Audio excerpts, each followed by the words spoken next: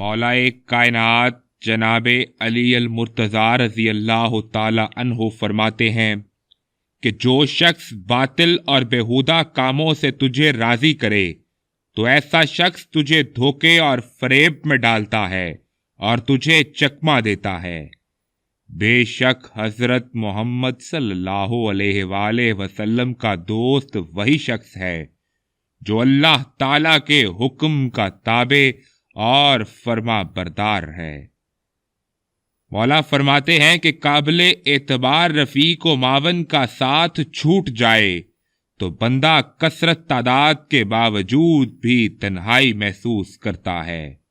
बेशक दुनिया और आखिरत दो मुख्तलिफ रास्ते हैं, बस जो शख्स दुनिया से मोहब्बत और दोस्ती रखता है वो दरअसल आखिरत से बुग़्ज़ और अदावत रखता है।